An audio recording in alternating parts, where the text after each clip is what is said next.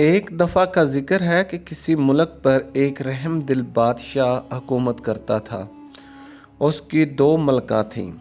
چھوٹی ملکہ اس کی طرح رحم دل تھی۔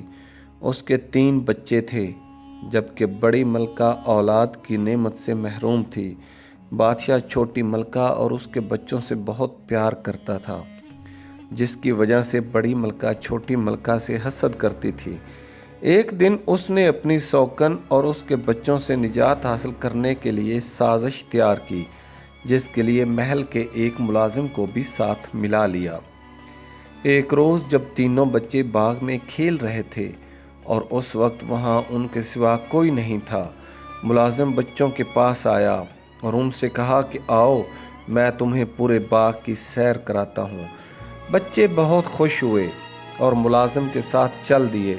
وہ بچوں کو باغ کے دوسرے کونے میں لے گیا، جو محل سے کافی فاصلے پر تھا۔ وہاں اس نے پہلے ہی سے ایک بڑا گڑھا کھودا ہوا تھا۔ جب بچے اس گڑھے کے پاس پہنچے تو ملازم نے تینوں کو اس میں دھکا دے کر اسے مٹی سے بھر دیا۔ بچوں کو زندہ دفنانے کے بعد محل میں واقع اپنے کوارٹر میں جا کر اس نے اپنا حلیہ ٹھیک کیا۔ 1 گھنٹے بعد اسے بادشاہ کی رہائش سے چیخ و پکار کی آوازیں آنے لگیں۔ وہ محل میں پہنچا تو بادشاہ سمیت تمام درباریوں کو تینوں شہزادوں کی گمشدگی کی وجہ سے پریشان پایا، جبکہ چھوٹی ملکہ اس صدمے سے پاگل ہو گئی تھی۔ بادشاہ نے ملکہ کو بمشکل اس کے کمرے میں پہنچایا۔ اسے پاگل پن کے دورے پڑنے لگے۔ وہ بادشاہ سمیت جو بھی سامنے آتا اسے مارنے دوڑتی۔ ایک روز اس نے بڑی ملکہ پر چھری سے حملہ کیا۔ ملازموں نے بڑی مشکل سے اسے قابو میں کر کے بڑی ملکہ کی جان بچائی۔ اس واقعے کے بعد بادشاہ نے ملازموں کو حکم دیا کہ وہ ملکہ کو محل سے باہر نکال کر کہیں دور چھوڑ آئیں۔ یوں چھوٹی ملکہ کو محل بدر کر دیا گیا۔ وہ دن بھر شہر کی گلیوں میں گھومتی پھرتی، جبکہ بچے اس کے پیچھے پتھر لے کر دوڑتے۔ رات کو وہ کسی مکان کے چبوترے پر سو جاتی۔ ایک روز وزیر باغ میں چہل قدمی کرتے ہوئے اس کے آخری حصے میں پہنچ گیا۔ وہاں اس نے عجیب و غریب پودا دیکھا، جس پر 3 بہت ہی خوشنما پھول کھلے ہوئے تھے۔ وہ اس کے قریب گیا، چاہتا تھا کہ ہاتھ بڑھا کر تینوں پھول توڑ لے۔ اسے پھولوں میں سے آوازیں سنائی دیں، تم ہمیں توڑنا چاہتے ہو؟ ہم اونچے ہوتے جائیں گے، کسی کے ہاتھ نہ آئیں گے۔ بادشاہ سلامت آئیں گے تو ہم ان کے ہاتھ میں جائیں گے۔ یہ سن کر وزیر دوڑتے دوڑتے بادشاہ کے پاس گیا اور اسے پورا ماجرا سنایا۔ بادشاہ اس کے ساتھ باغ میں آیا۔ اسے بھی یہ تینوں پھول بہت پیارے لگے۔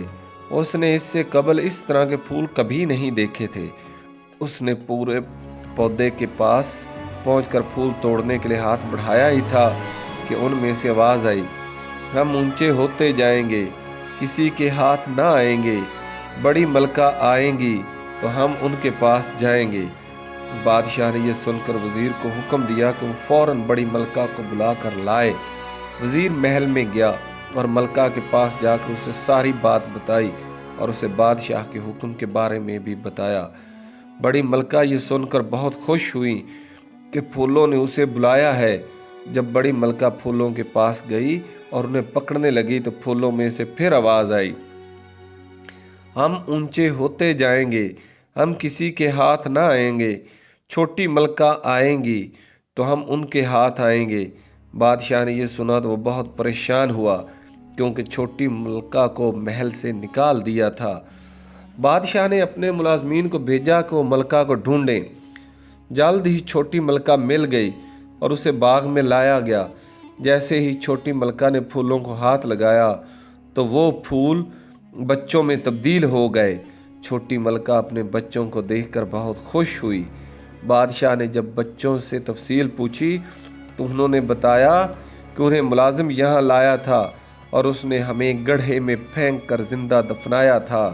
اسی وقت یہاں سے ایک پری گزر رہی تھی، اس نے ہمیں پھول بنا دیا اور کہا کہ جب وزیر یہاں سے گزرے گا تو تم اسے یہ کہنا۔ یہ سن کر بادشاہ نے ملازم کو بلایا اور اس سے پوچھا کہ تو نے ایسا کیوں کیا؟ اس نے بتایا کہ اسے یہ سب بڑی ملکہ نے کرنے کو کہا تھا، اور یہ سنتے ہی بادشاہ نے حکم دیا کہ بڑی ملکہ اور ملازم کو اندھے کنویں میں ڈال دیا جائے۔ لیکن چھوٹی ملکہ نے بادشاہ کو ایسا کرنے سے منع کیا اور انہیں معاف کر دیا۔ بادشاہ نے بھی انہیں معاف کر دیا۔